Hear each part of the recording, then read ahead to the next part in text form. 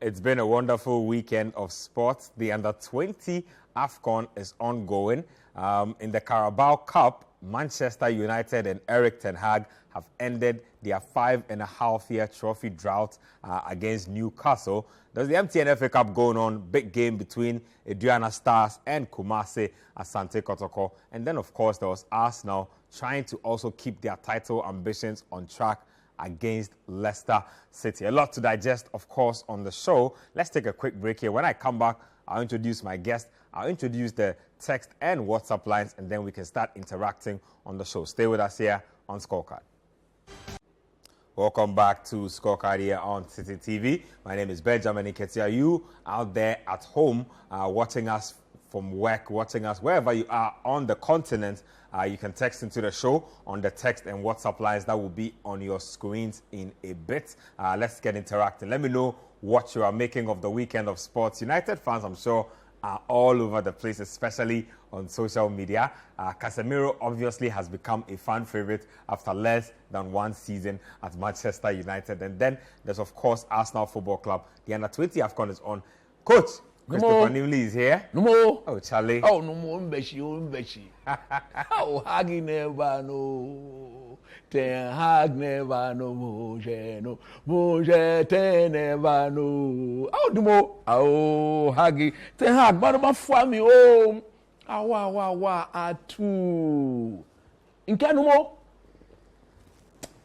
You people should wait. Coach, Papa. You will never get here. If you have a correct coach, go and ask some people in London. Their coach, whether he's acting movie or whatever, he is suffering. But I'm happy. I'm in the mood. I'm in the United mood. Oh, no more. And today happens to be the birthday of my first daughter. A happy birthday to her. Happy birthday to... You know I have 3 girls, isn't Yes. it? Yeah, and this is the one I named after my mom. Davida Krishona na Anyoko Nimley. Lovely name. Chris from Daddy. Happy birthday. Imagine having your daddy celebrate you on national television. You don't get it. It doesn't come that easy. I love you, okay, baby girl. I love you, my daughter. Lovely stuff. Lovely stuff. So what's going on? I'm enjoying life. I can see that. I can see that. It's a good weekend to be alive. It's a good weekend to be alive indeed, and it's a good weekend to also get into the Under-20 AFCON. Now, it was Mozambique taking on Nigeria. Ghana, of course, not in that competition. Let's get into it right away. Nigeria progressed to the knockout phase after they beat Mozambique. Let's get the highlights of that one, and then we'll get the highlights of Egypt versus Senegal. The Senegalese making light work of the Egyptians. Check it out. So the Under-20 AFCON rolling along really nicely. Nigeria beating Mozambique by 2 goals, as they are expected to. Coach, a tournament Ghana could have been at, but football at the lower levels, after we won this competition under Abdul Karim Zito in the tracking and getting free edition, we couldn't go back there as defending champions. Crazy. Very crazy. Look, unacceptable. You see, I've always said that if you look at the method of qualification of late, if we don't set up in Ketia, we'll probably never go to this we tournament. will never go to any major juvenile tournament again. Yeah. Including the women's football. The women's football. Yep. Because of the road to the tournament. Yeah. Our people, you see, since we booted the Nigerian out of the Senior World Cup, every tournament in which we had to go and compete for a slot with them, they've eliminated us. Yeah. And if we are being honest, we should, if we watch that game, Nigeria were the better team. Yeah, we got lucky. we are referring to the one that the Black Stars even qualified in We got Abuja. We were very lucky. So it goes down to planning. And from the way this administration is sleeping on the job, we should forget about every major tournament because they have no clue. Because I would have thought that the qualification methods are there. Yeah. You should be asking yourself, would the Nigerians in particular be a stumbling block in our way? They would definitely be. Tournament after tournament, it is one hurdle we need to overcome if we really want to show ourselves. Yeah. So they are not there. Look at the quality of football they are playing. They are doing proper football. Yeah. Look at the Senegalese. Yeah. As for Senegal and Mali, They are the champions. men's game proper, senior level, Chan level, beach level. Yeah, they're probably looking to add this to the... They are probably looking to add this to their collection. I mean, look at what they did to Egypt. Host nation. 4-0. Could we have beaten the Egyptians if we were there? I doubt. But at the end of the day, it comes down to proper planning. It comes down to people who's got plan and they have a way of making sure that the plan works. We don't have a plan. Our plan is to share 18 pairs of boots to Premier League teams. Hearts of Oak, Kotoko, Midiama, Aduana, come and take 18 pairs of boots. That is the plan of the man running the FA of this country. So for me, look, we just have to accept where we are at the moment and enjoy teams like Senegal, teams like Nigeria, teams like Algeria, Mozambique, Madagascar. They will go and they'll showcase their football to the rest of the world. It is sad because some time ago, we used to be a formidable force. You remember when Kotoko administration won this tournament? You remember the things they said and the things they did? So what has gone wrong? Is that your peak? Is that your level of achievement? You win that and you think... Would have expected to build on this. You could have expected to build on that.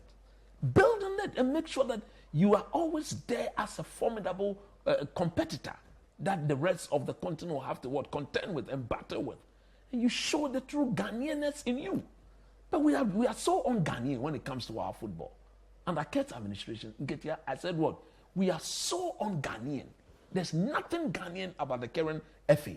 And therefore, we keep being embarrassing ourselves. Like we said on Sports Panorama. You saw the girls. They were wearing jumper and jalabia to go and play football. Old jerseys. Old jerseys. We are in a complete mess. Complete mess. And I've always said on this program, I would say, this year gives the football people the perfect opportunity to fix that. I hope football people want to fix. That's what I'm saying. I'm not going to vote. Fix the issues. I'm not a delegate. I will not be voting. But they should look at what is happening.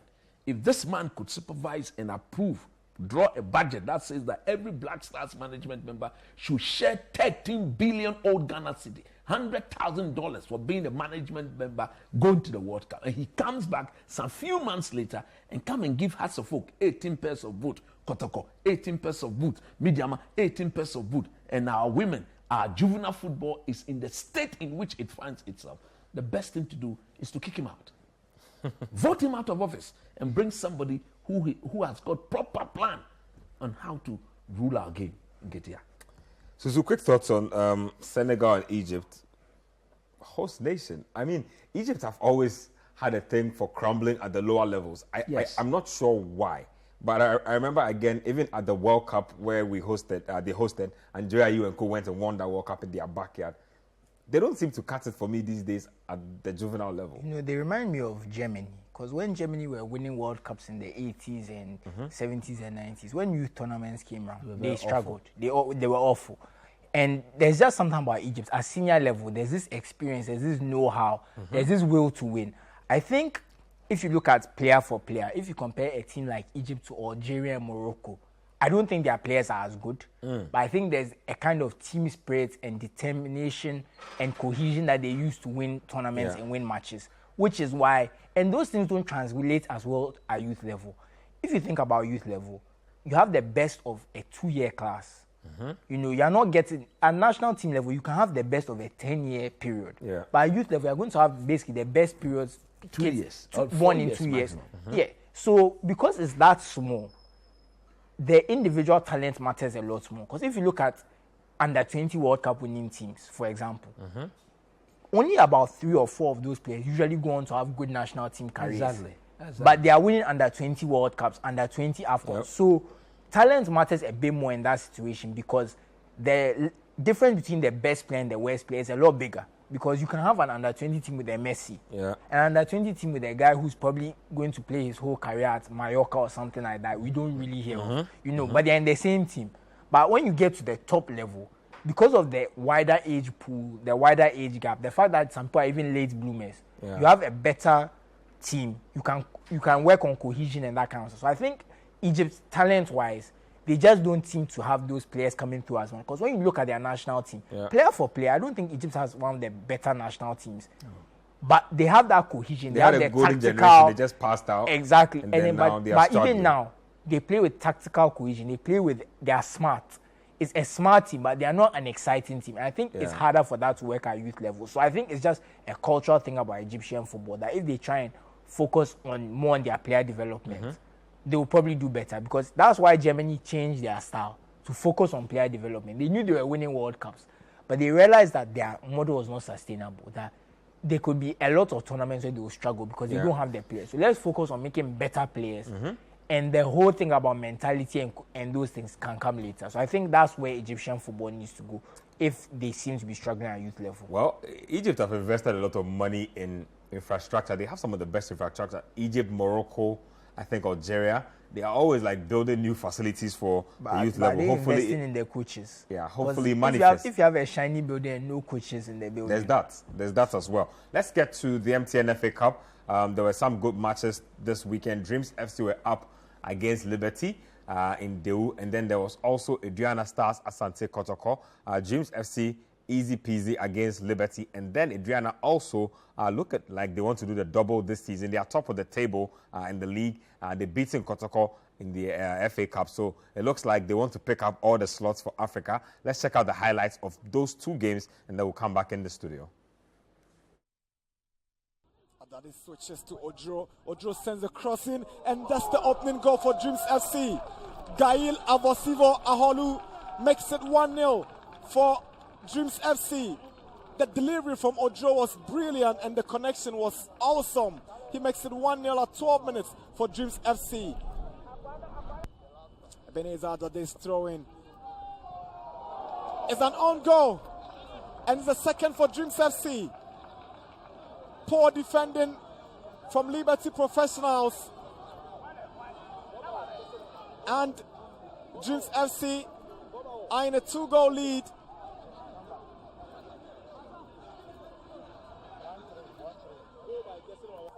Dreams FC today,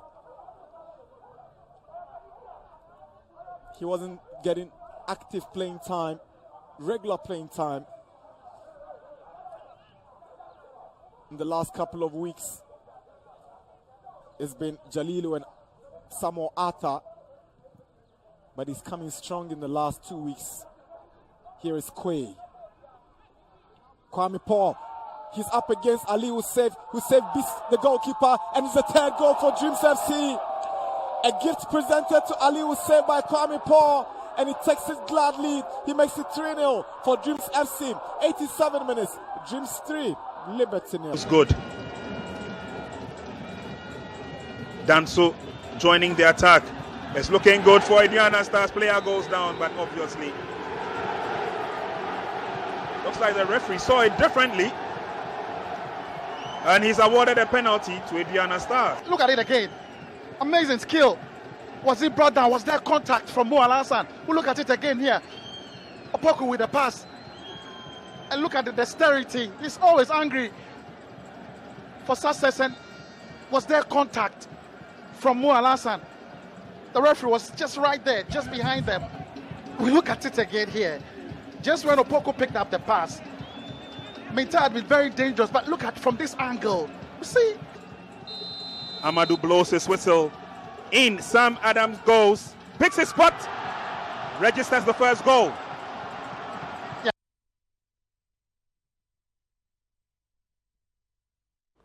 So Dreams FC winning, and then Aduana Stars also beating Asante Kotoko. Was 1-0, not 2-0 in that game. So Aduana Stars winning 1-0 in that particular game. Coach, quick thoughts. Wow. Yeah.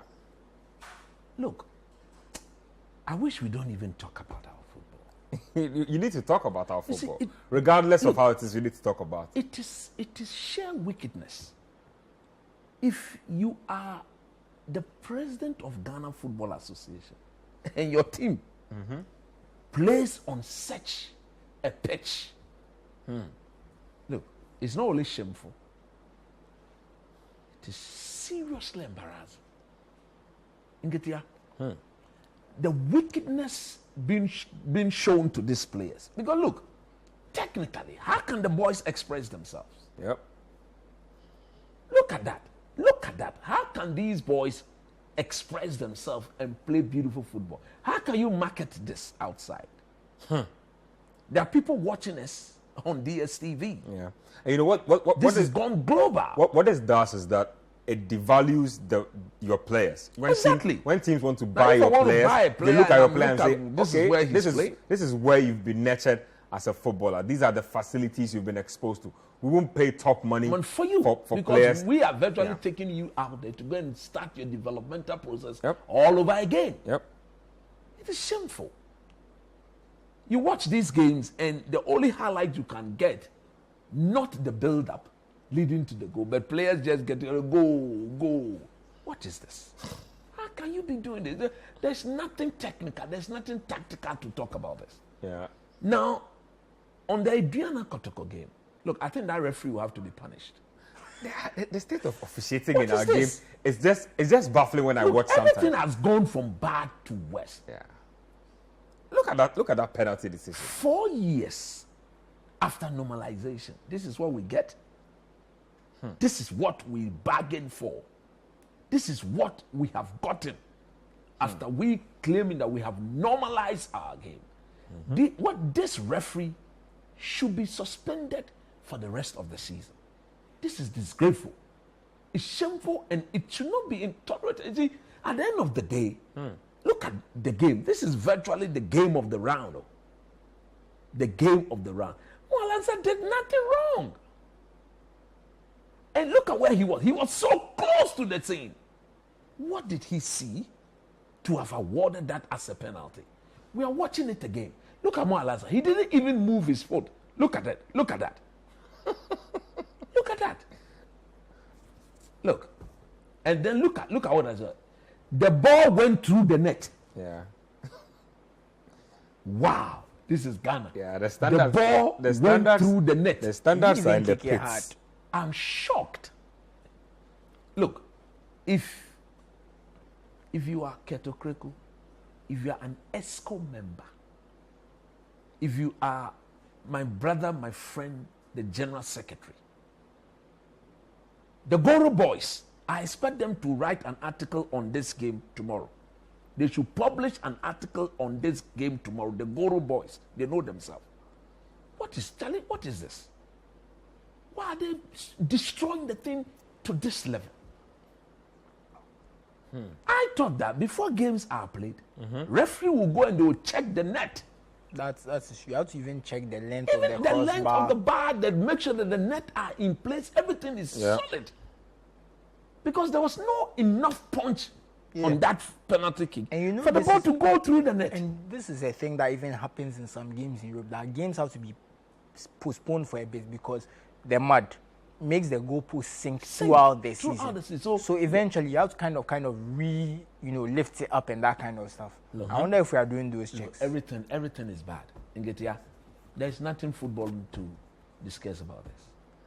The state Just of to the, comment on the bad state of the pitches, the bad state of the referee in this country, the bad state of everything. Everything is bad.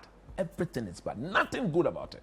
Then you are sitting there, you cannot do that. You say they should extend a term.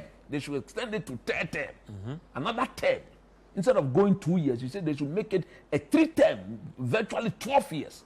And you sit in the comfort of your home as president of the FA and you watch this. And you are proud to say that they should extend the GFA president slot to a third term instead of 8 years, four terms. It makes it what? well, I just want to say, just quickly. all these things are part of a bigger problem. But if you are trying to compete, because the truth is right now we have all this European football to compete with. You can go to a bar, you can go to a viewing center. A lot of people have DSTV in their home. You are talking competing against. You are talking about people not going to watch our game. Why would I take my family to go and watch this? Why would I want to go and pay money to watch this? Why would I do that? That's not because look, the pitch alone should entice me to go and watch this. But we need to talk about security first technique. aid. The referee goes to officiate the game and he has the result in his pocket. How many times are we going to be saying this? They are owed monies, unpaid money. They are owed. We said this league has a headline sponsor. Somebody has given money. What is the money being used for? Charlie. Land also on your me. point before we So, take our first. When we talk about all these standards, you have to remember we're not just you're not having the league in isolation. We're not just doing a league for it to be nice. You are competing against the top European leagues. Of course. This is the market you are in. As a TV product, you are competing against. Why should anyone choose you over even going on their laptop to go and find PSG, Marseille stream and be clicking, you clicking through the ads and things. Why should canceling thing? It's probably better for you to do that if this is what you are being offered. Because you have to remember, you are not competing just to be on TV. You're not competing against other Ghanaian TV shows showed at the same time. You're not competing against concerts and other things. You're also competing for a cap, because weekends people are sitting at home, they are watching football. They are sport for choice. And they are sport for choice. So you have to you are local. Give your people you a can reason give to people watch. a reason to be connected because they live in Accra, Kumasi, wherever. There's even an emotional connection that you can't get from that team wherever in Europe. And you can't even give them a product worth going to. The only time we see people in the stadium is Hearts Kotoko. That's the only time. Even that, the sales have dwindled, the attendances have fallen drastically. But the truth also is that our league is not even ranked top 20 in Africa. And that's crazy. I think that is absolutely amazing. If these are the pitches you are playing your game on, who will rank this?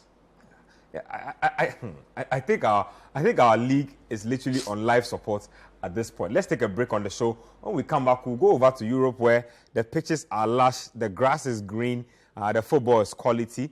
You can actually analyze technique and also tactics. Let's get our first break. We'll come back and then we'll get into that stuff. Welcome back to Scorecard here on Citi TV. And it's taken almost 6 years since the Red Army last held a trophy. They've been all over social media today. Those in and around Wembley have also taken the celebrations to the streets, the pubs, everywhere else they could possibly find themselves. But before this game, the Toon Army or the Magpies literally descended on Wembley. You should have seen the Newcastle fans. They have not been in the final for as long as I can remember. I think 1969 the last time they were in. Okay, that was the last time they won. But in the final was last time they won. The final was when Man United beat the Ryan Giggs Cup.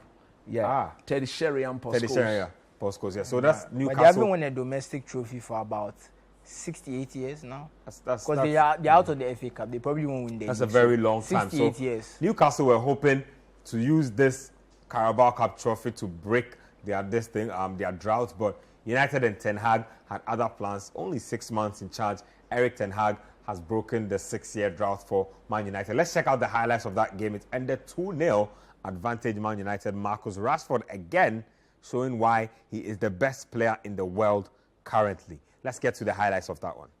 So that Marcus Rashford goal was not credited to him. It was adjudged an own goal. Casemiro, however, got in on the action. He also had a chance near the end of the game to get another goal.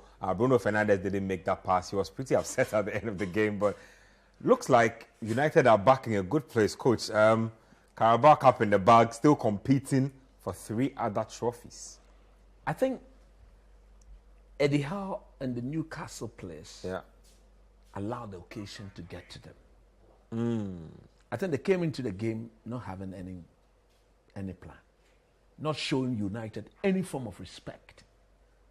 As a team, yes, it's been 6 years ago, but a team naturally, when they get to such final, they tend to win.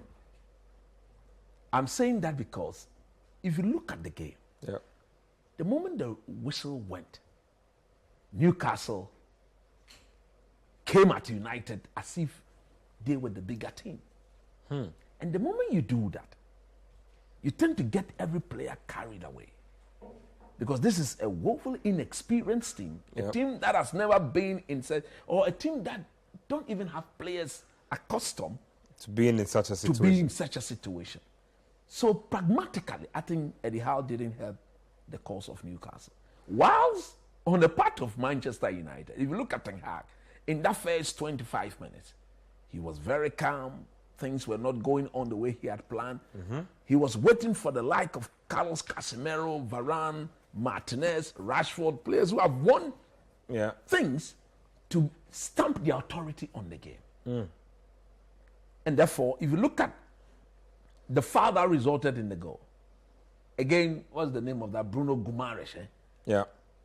Too much rash blood in his system.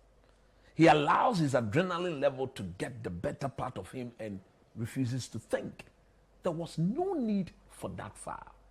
Because Rashford at the time he was virtually running into what? Trippier. And Trippier, I believe, would have dealt with the situation. From nowhere, foul Marcus Rashford.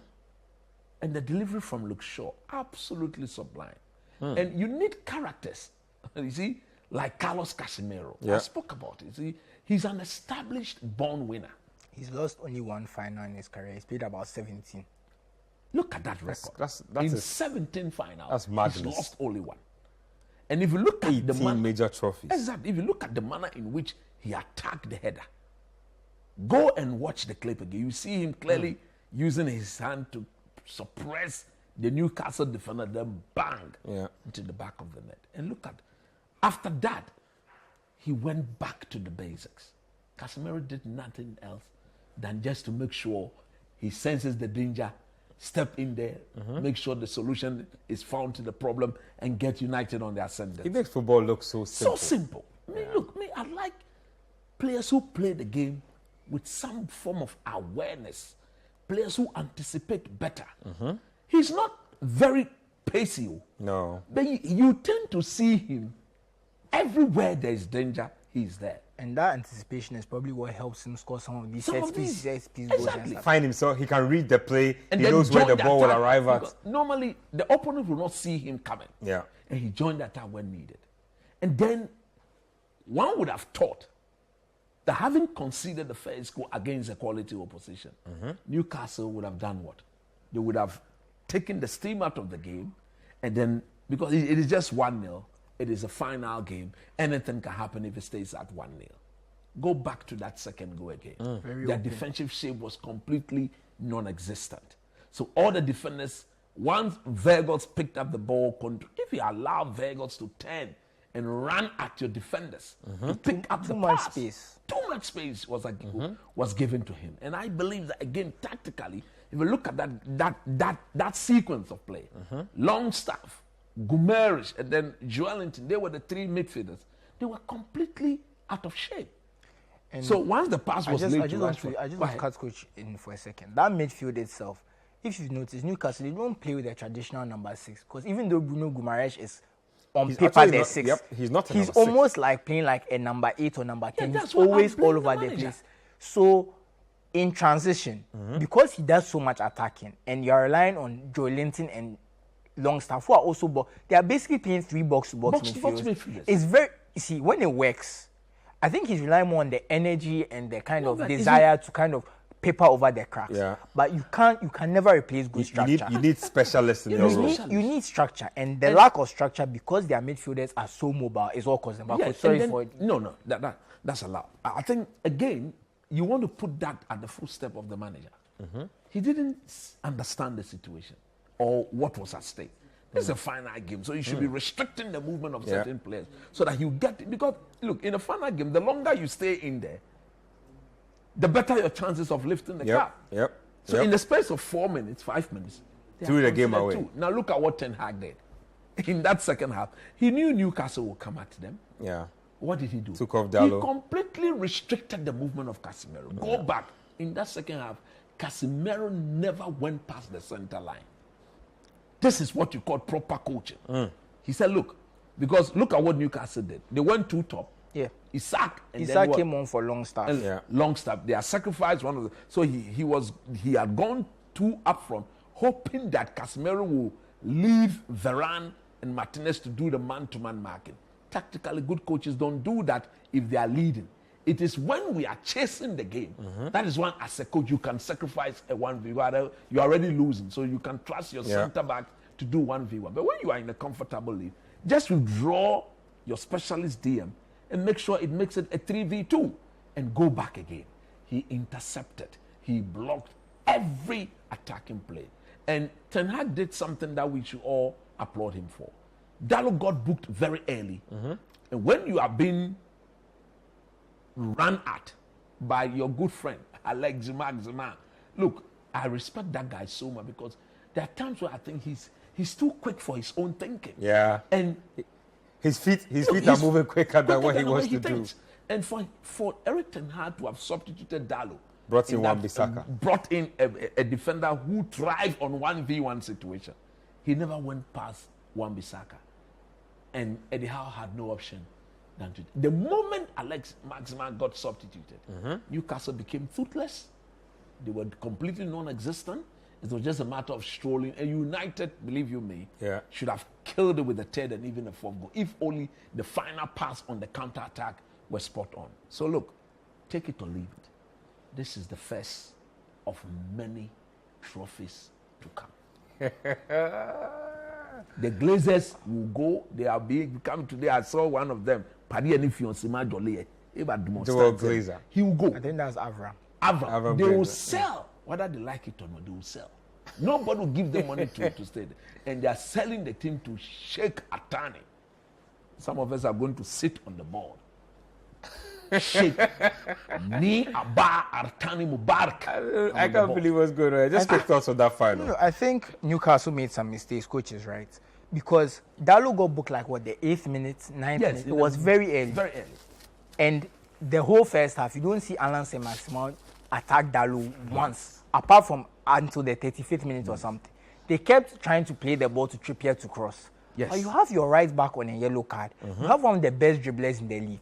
Give the ball to him and let him isolate. Because even if Anthony is there, I don't say Maximin is the type of player he can beat both. Yes. He can beat both of them. So they didn't take. And the one time he went to Dalo again, do you remember what he did to Dalo? David De Gea had to make a save. Dalo looked as if he was not there. Dalo just kind of, he went left. He didn't know where the ball was. By the time you honestly, Maximin was behind him and took a shot. De Gea saved it, but the fact that they didn't put more pressure on Dalo. They didn't utilize their greatest weapon enough. Yeah, I guess Rashford wasn't tracking back as much, so Trippier had more time and space on the ball. But you keep crossing the ball. Callum Wilson, he's okay in the air, but he's not beating Lisandro and Varane most of the time. It's not. If it was Chris Wood, I can say I can understand you crossing the ball. Yeah. But if it's Callum Wilson is the type of guy, when you're crossing the ball, it can't be against a set defense. It has to be kind of the defense is running back, the ball is kind of whipped across, that kind of thing. Maybe he can get in front of. But if the defense was set like Man U, because Man U were playing very conservatively in the first half. They were not too offensive. They were trying to just settle into the game, see how things went. They wanted to control the tempo. Don't forget, this was their 3rd game in 7 days. So you need to control the tempo. Yeah. So Eddie Howe definitely got it wrong tactically. And Man U got it. Look, I've been saying this for a while. Ten Hag, tactically, even when he makes a mistake, how quick he is to rectify it is one of his key attributes. His in-game management has been superb.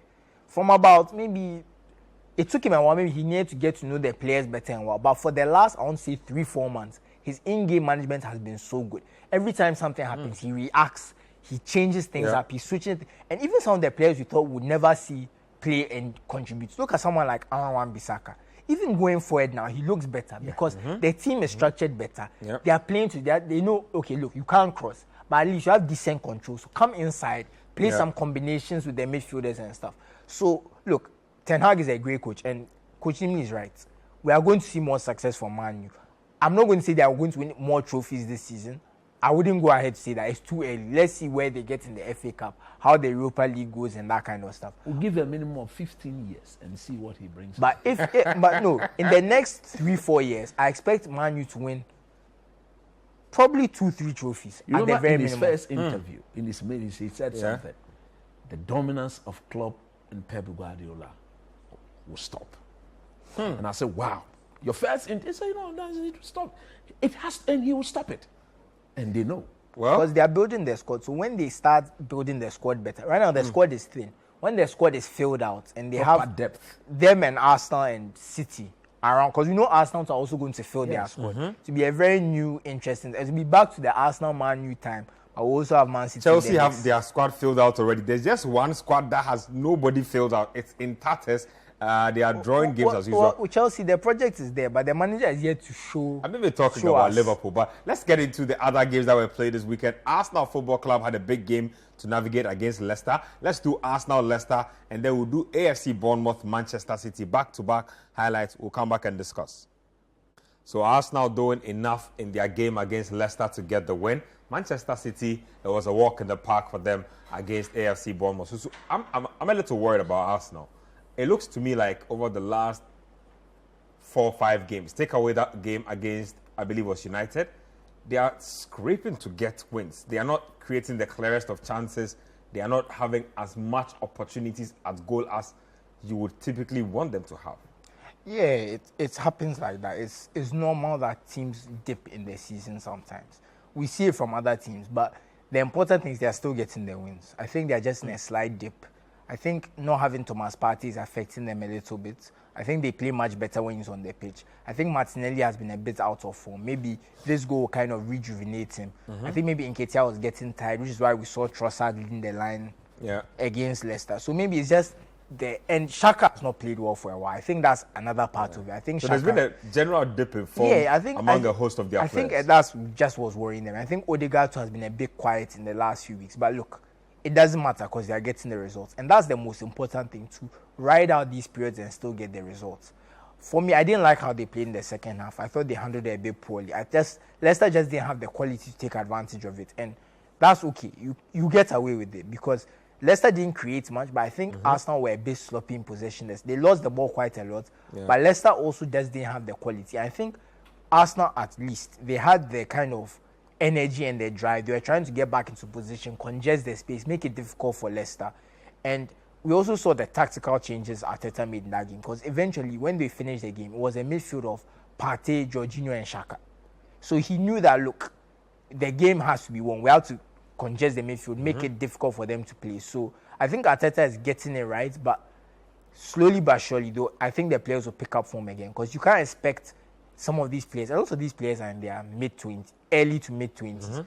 During these periods, they are not as able to be consistent with their form. It's when players usually get to 29, 28, 27, around that you can see them play well for 30, 40 games in a season. Usually in their early 20s, you can expect 20, 25 good games of the 40, 50 games you see in a season. So I'm not concerned from that standpoint. As long as enough players are able to pull their weight and they get the results, they'll be fine.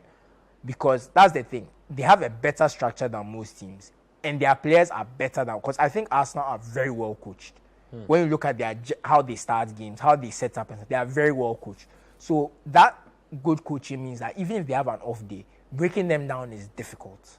So once you are difficult to break down and you have quality players who just need a few moments to shine, you can get the results. So I think this dip in form is temporary. I think some of their players, their level will come back up. But I'm worried about when they start playing the Europa League again, whether those extra games will weigh on them. They have a game against Sporting coming. That's a big game. Those games will drain you mentally. Because now it will be that Thursday to Sunday. How would they cope with that? But look, I still believe Arsenal right now are still behind Man City for me as favourites to win the title, just because the Man City experience is there. But I've been saying this for a while now, that against the smaller teams, we saw Man City get a big win, but Bournemouth didn't make it hard for them. When there's a bit of pressure, I think it's harder for them to beat small teams this season than has been in previous seasons, whereas Arsenal don't seem to have that problem. And that's the truth of the matter, because the top 6 is only 10 games of your 38. It's only a quarter of your games. Those other 28 games is where the league is won and lost, if we are being honest. So if you win those more often than not, you win those 28 games, you put yourself in a good position. I think Arsenal are better equipped for those 28 games than Man City are currently. Interesting thoughts there, Coach. You saw the game. Leicester, very uninventive. And I find that funny because we talk about them not being solid defensively. They've become solid. This was a game that presented them with numerous counter-attacking opportunities. They just couldn't test the goalkeeper. Yeah, look, Drewsbury Hall and then the Nigerian boy in midfield. Ndidi. Yeah. And then there was this other chap. They had no chemistry between the three of them. They just couldn't, because of late they've not been playing together. Yeah. Of late it's been Mendy and Sumari. Yeah. And then they've got Maddison. Maddison also didn't play. Maddison didn't play. So you could clearly see that the cohesion within this Leicester City team, especially in the middle. You see, if you want to compete against teams like Arsenal and co, you need to be very combative in midfield. You need to be able to compete. Because if you don't compete with them in midfield, that Xhaka, Jorginho, Odegaard, they will just pass the ball around you and then begin to attack. And we saw that several times yesterday.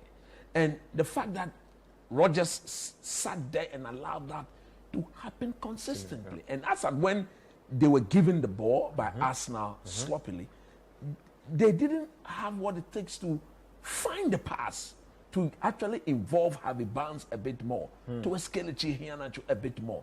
So they was completely disjointed. And for me, look, it's the coaching. I thought he kept too long with the substitutions. Mendy and then brought Tielemans in. Tielemans got injured, had to be taken out again. And I have to say, I'm not a fan of Tielemans recently. Look, it is because mentally, I think because he's leaving checked the out team, of the club. The coach's behavior towards him, or attitude towards him, Yeah. has sent a message, because you can clearly see that he's seen himself as a team player. But Tielemans, on any other day, should be a starter in this Leicester City team. He's of all the midfielders, he's the better passer of the ball. He passes the ball to the forward players much more. Best pair in midfield. So that's, as for Man City, look, they had to respond to whatever Arsenal did earlier on in the day, and it was very emphatic. Don't forget, last week was not the best of weeks. They drew in midweek. They drew in the Champions League as well. The champion, then against Nottingham Forest last week. So they have to make a claim, because they will have to make sure that it is the 2 points. Arsenal have an advantage in midweek to make it to 5. So if Arsenal can restore 5 points, more pressure on them. Only thing to do that, okay, if it keep it at 5, we can beat them at the Etihad, make it 2 points, and let's see how Arsenal handles the pressure to the end of the season. So look, there's everything to play for. Arteta, I still maintain, will have to calm himself down like he did yesterday. He was very, very calm, focusing on the job and helping the team perform. That is what I'm calling, and I'm sure he's been spoken to. That he should forget about the other someone part. mentioned that they feel that when Arsenal play at home and the crowd is hyped up, that is when I think he's also getting. It gets to him. It gets No, no, but and that is why he has and to the be truth very, is, very careful. I think it also happens to the players as well, because it seems that they seem to be a bit more. They see out games better when they play away from from home. Yeah, so you see, So I think the emotion of the crowd is at getting home, to them. the manager will have to calm down and allow the players to respond to the supporters. Then he comes in as a buffer, something that will make sure the players' pH level doesn't change drastically. Keep them, stay within your pH. Stay, and then you can go and move. But Keep your players even keel. Well, let's see if Arsenal can do that for the remainder of the campaign. There's still a lot of football to be played. Let's take a break here on Scorecard. When we come back, I'll read some of your messages that have been coming through. We'll check out some Premier League games that are left. Chelsea Football Club fans don't like to watch their games these days. So I ran a little poll on my Twitter, at Kojo Nketia on Twitter, asking which set of fans dreaded watching their games more, Liverpool or Chelsea. And look, overwhelmingly Chelsea, about 80 to 20% Chelsea. So 80% of Chelsea fans say they don't look forward to games this season. And they manifested in this weekend round of matches. So let's take a break. When we come, I'll show you that game between Chelsea and Spurs. And then we'll get to some of the other matches as well. Liverpool versus Palace. Stay with us here on Scorecard. We'll be right back. Welcome back to Scorecard here on Citi TV. Let me get to your messages. A lot of them have been coming through. Kweku from La Paz says, Man United talk too much. They won't win any cup again this season. So Kweku from La Paz, not happy. Kweku, you sound like a Chelsea fan or a Liverpool fan. I'm not sure where you belong. This one here says, please tell coach it was a clear penalty. The defender held the striker's hand to pull him small. The camera couldn't get the pictures well, unless you are closer. I was there. In fact, today is my first time in Doma. In fact, Aduana actually played good football. Well, we saw what we saw on TV. You have the benefit of what you saw out there, but that didn't look like a penalty on TV. I can tell you that for a fact. He was falling before the defender even I'm not even sure what's but going he on. didn't pull him. And this one here says, Man United is back in business. Greetings and congratulations to Coach Ayensu Jacob from Wa with that particular one. This one also says, like I said last week, United is coming up very strongly. If these hiccups continue, United will surely not mess it up. We are making a run for the title. With Dr. Rashford hungry for goals, he's ready to eat at every pitch. Hungry man is an angry man, and as such, he's madly in love with goals and not ready to separate from the love of his life. Okay, so this one here, Okay, so this one here says, Coach, my mom is here saying that Arsenal will never win the title, and you are saying you want Arsenal to win. Honestly, I like you, but I'm joining my mother to pray against your statements. Fode from Sierra Leone with that one. Fode, keep your messages coming, and big ups to all our viewers in Sierra Leone.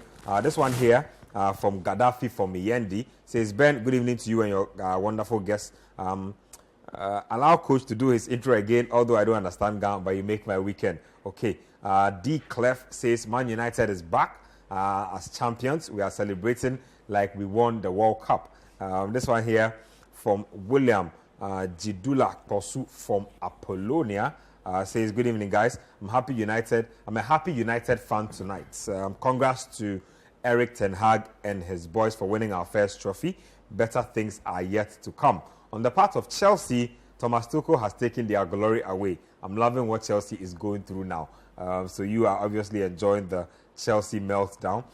This one here from Alphonsus from Ekumfi Otuam says, please, it seems Harry Potter has no iota of luck even to talk of magic. He's woefully incompetent. So, I don't know why he's calling him Harry Potter. I know he's talking about Graham Potter, but he makes a connection between Harry and magic. So I get exactly where he's coming from. Okay. William from Sakomono says, what else can I say about Ghana football? I get busy. It's totally ridiculous and embarrassing these days. What is this? There's nothing good about our football. Development, marketing, competition, security, and standards. So William unhappy. Israel Prince says, it's sad how football is done in Ghana. All they do is loot and share. I'm disappointed in the FA. Man United supporters should give us a break. Jose won them a treble, but yet still they made him a scapegoat. Only time will tell. So somebody not happy there. Kelvin from Doma Hinkro says, good evening to the sports crew. In fact, I'm a really happy guy this evening. My team has won the Carabao Cup. Glory, glory, Man United. Ten Hag is a good coach. Regards to Chris. This one here says that good night, Ben, and your unbiased pundits. All hail Ten Hag and his lads for winning our first trophy. We are hoping for more. Manaman says so from Doma Hinkro. So it looks like we have quite a following from Doma Hinkro. And I'm happy because it looks like that's a very hotbed for football in the country. I mean, the whole middle, Bono, Brown belt, a lot of teams in there. A lot of our players have been produced in that belt. So shout outs to all of you guys who get to us on the show from there. So many messages coming in. Let me see if I can read a few more before we continue with the highlights. Sheikh Jassim Bini Abba from Lungwa. It looks like Coach is inspiring. He's inspiring people. He's inspiring a whole generation of Sheikhs. I have a friend who lives in Boston. He loves Ashu. He said, in fact, you just my name. He said I should greet Sheikh. That's how he said. He didn't say greet Coach. Greet Sheikh. He said Sheikh. Sheikh Abba. The way I want the Glazers to just sell the day the takeover happens, if it indeed it does happen, you see what will happen. We need to give you robes and your turban. You see what will happen. Oh no more. Edwin from Frafraha says, regards to Coach, I saw him yesterday around Foster Road and I couldn't hold myself until I shouted, Coach.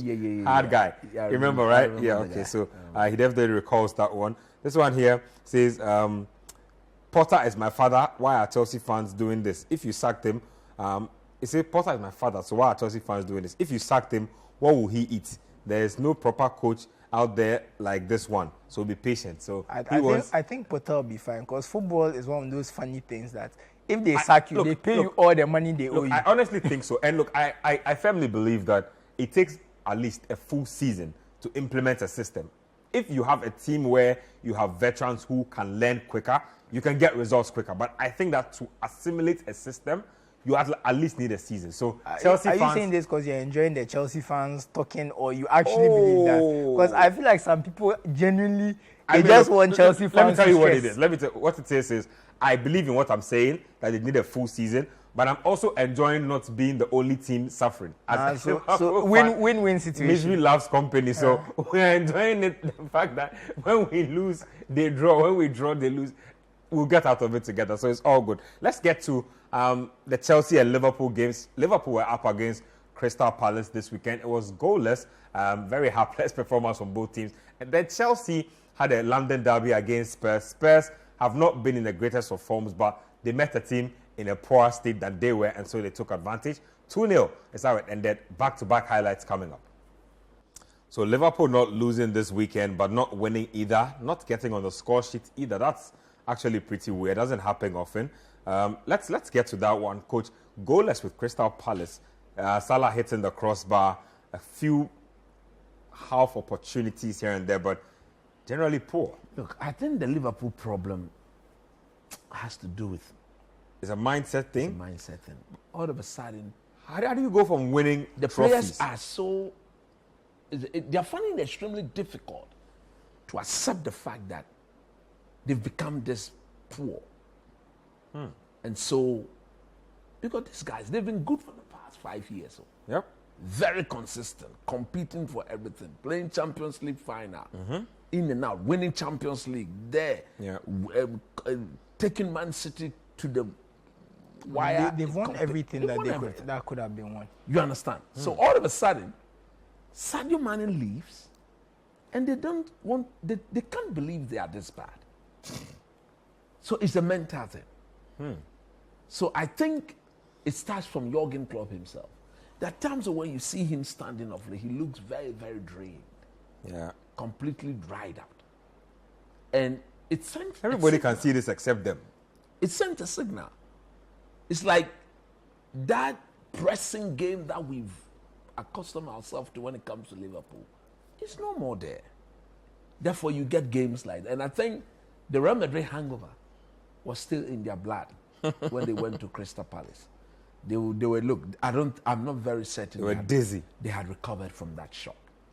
2 goals up in midweek, losing 5-2, coming back to win. No, I just don't think they were up. They were not ready for So that. for the people in the blue shirt of London, they will continue to suffer because at the end of the day, they have a coach who's very poor. They didn't create a lot in that game Let's as well. call a spade a spade. For once, Aubameyang was brought back into the team. I felt that once he saw the need to include him in the team, if I was the manager, I'd give him a minimum of 30 minutes. Came on too late. Came on very, very late. And at the time of bringing him on, Yeah. you are taking your 2 most creative players on the day, in Joao Felix and Raheem Sterling. Off the pitch. So virtually, Aubameyang came on, didn't even touch the ball. I can't remember. I don't remember him touching the ball. And that is coaching. That is how bad it is. Yeah. Now, people are talking about Enzo Fernandez. Look, watch him play. I think he's a very, very good player. Because if you give him, maybe he's come at the wrong time in the absence of N'Golo Kante, where Kovacic seems to be struggling for form. Yeah. Of He fitness had as to well. play with Loftus-Cheek. Then if you are playing with Loftus-Cheek, I don't think anyone extremely will give lazy. He's got the physique, but he's a very, very lazy player. He will never. Have you seen him winning balls before? He doesn't do that. Yeah. So everything Chelsea is more or less stagnant, immobile. And look, I don't know whether it is like Potter is being compelled to play Kai Havertz. I don't get it. Yeah. What does he bring? He brings absolutely nothing as a number 9. He stays in there. He's not being very aggressive. In the modern And game, he misses chances on top. the chances that are presented to him, he messed them up, and he shows no desire awaiting the next chance to make amends. That is how strikers play. When they are playing, the moment you miss the first one, you don't allow it to Put in get to extra you. effort to Extra effort. I cannot wait for the next one. I need to make amends. In the case of Kai Havertz, there's nothing of the sort.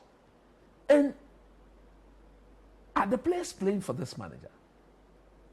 The confidence is literally I don't think so. gone from Look, the team. because one win even in their team. James, Rhys James, we all know him. He will push and push and push. The best player of this Chelsea team is a 38, 39-year-old Odwade in Thiago Silva. in Thiago Silva. He didn't last. He got injured very He early. got injured very early. And they were in 6s and 7s. Fofana, yes, is a young chap. But he doesn't command that authority that he doesn't read the game better. Because on the first goal, I think that was Koulibaly has been very disappointing. Yeah, he has been very and they've dropped him a lot of times as well based on that. That has affected his confidence. And on the second goal, what was the Chelsea defenders thinking when they had Raheem Sterling as the one marking Harry Kane? Go and look at that goal again. Sterling had Harry Kane, and then allow him to go, and then he just stood there. And all Kane was to do was to just stab the ball in the back of it. Look, this is coaching. It must be put directly at the doorstep of Mr. Porter. But he has to stay on. Because I agree with you when you say he needs, by season, to get his identity across. Let me guess Susu's thoughts on the games. Liverpool draw, Chelsea lose to Spurs. Yeah, I look at the Liverpool game where they hit the woodwork twice. It's one of those games. On another day, they might sneak at 1-0. Before they did, Palace also hit the woodwork. Yeah, but that's what I'm saying. On another day, you sneak at 1-0. On another day, you lose 1-0. It's just one of those things. They are just not as consistent they used to be. We've talked about all the system failures. The fact that the midfield just lacks. And look, James Milner is playing too many minutes. And honestly, that midfield they put out. Yesterday was an eyesore. What was it? Henderson, Navigator, and Milner. Was it Henderson, Navigator? Yes, that was it. I remember Henderson and Navigator. I was looking for. I can't believe the kind of midfield being put out in 2023. If you remember, I went for a roadshow the day they played Man U, and the person said at the roadshow that Henderson and Milner in midfield. If Man U can't beat this midfield, you shouldn't be in the Premier League. He said it. I remember at the roadshow. Yep. Very emphatic. Because look, I like James Milner. I really like him. That day was Henderson, Milner, and Elliott. Was it Elliott? It was Elliott in that game. No, I like Milner a lot. But Milner should not be playing more than 20 minutes in any game. No more than 20. He should be coming on when you are 3-0 up to rest Trent so that Trent can get some rest. He should be coming on when you are 3-0 up, maybe because Henderson or Fabinho has run a lot. He should not be starting. He should not be starting. Liverpool should prepare a war chest to go and spend on like 10 players during the transfer window, honestly. Let's get to other highlights. Let's go to the Italian Serie A this time. Empoli were up against Napoli. Napoli, easy win as usual. And then there was Bologna against Inter Milan as well. Bologna also winning that game. We'll try and see if there's time, and then we can squeeze in the Madrid derby. But let's get to the Serie A right now. So Napoli basically galloping towards the title right now. Inter Milan doing their best possible to stay in the rearview mirror. So let me come to you on that one. 2-0, Napoli against Empoli. It was supposed to be a straightforward win. Oh, yeah, and it was as straightforward as it gets. Osimhen's form he can't stop scoring. It's great to see because especially after that nasty eye injury, that really, I believe it was just before the AFCON, if I remember correctly. It cost him the AFCON. Yeah, that cost him. Yeah, and it was a bad one. He had to have about 15 screws in his face. He's still playing with the mask. I mean, I don't think the mask is ever going to come off from the looks of things. But look, he's recovered. He's had a few injury problems. It didn't hurt them, but look, we can see the form he's in. He scored in 8 straight matches now. He's always in the right place at the right time. Even the own goal that was scored, if the defender hadn't been there, he would have been there. So look, I just love the way, and he's not just in the box scoring. He can drop deep, he can hold up the ball. He's a complete striker. He has pace, he has power. And look, that's why I said that day in Abuja, he had an off day. That's why he went to the World Cup. I always say this. The one day he didn't show up and we go to the World Cup. So I just love watching him play, and he's such a good striker. And he looks like he's odds on to be top scorer this season. I believe he'll be one of the first he might be the first African player to win the Serie A top scorer. That would be so I'm very excited. I'm very excited to see it happen. Is he the best striker in the world now? Currently, yes, he has to be. Not Erling Haaland. Haaland, Rashford? I think I will give it to Osimhen because of his all-round play. Haaland, the people at Man City are saying he should adjust. I don't see the need for that. Give him the ball, he puts it in the back of the net. But of course, Osimhen is that type of player who, even on his bad day, he can help the team put the ball in the back of the net. And because he's on form, you want to fancy him. Because, look, it is theirs to lose. I think they'll win the league. We've said it, we've established that. I'm so happy for them. They're chasing pack. And Inter, who should have been keeping up, we saw what. Look at the goal they conceded. Where was the defending? They were too open. It was too open. At this level, Inter Milan, an Italian team, concede in that manner. And when I see Inter defend like this, I get so shocked because I saw Simone Inzaghi at Lazio with centre backs half this level. Yes, I'm not not as even, good as I'm these not even guys. joking when I say the centre backs will have those centre backs. A lot of them, I'm very sure they should have been playing in Serie B. Yes. But somehow Lazio had a very good defense. Somehow he has better defenders, and his they're team not is doing well defending as worse. well They're defensively. all over the Strange stuff. Let's get to the Derby Madrileño. Real Madrid were up against Atletico in the Spanish La Liga. Big game, always big occasion. It ended 1-1. Let's check out the highlights of that one. So on the weekend where Barcelona lost to Almeria, Real Madrid failed to win in the Madrid derby. 1-1 splitting points of Atletico. Coach, quick thoughts on that Yeah, I one? watched this game and you could clearly see the frustration on the faces of Carlo Ancelotti. He was so mad. Look, because A red card. They the had a game red was card. They very still tight. couldn't take advantage. Atletico got that red card, and just at when Real Madrid had the momentum to have taken over, dominating every department, they conceded a very silly free kick. And the marking, if you've got Rudiger, the Brazilian boy, Militao, tall, big defenders. Shocking defending. They should be attacking the ball. They should not be Waiting, waiting and then allow Jimenez to attack the ball. Look, Jimenez ran for about between 3 to 4 yards and then bang into the back of the I think both goals, the set piece defending was were a bit- very bad, was better very than the bad. off. But you see, on the part of the Real Madrid one, that was so very painful. On the part of the Atletico, the goal that Real Madrid scored, it was from a corner kick. So normally you can, but on a free kick and allow the defender to run and come and head the ball, not acceptable. Like you said, at the weekend that Barcelona still dazed from what happened to them on Thursday.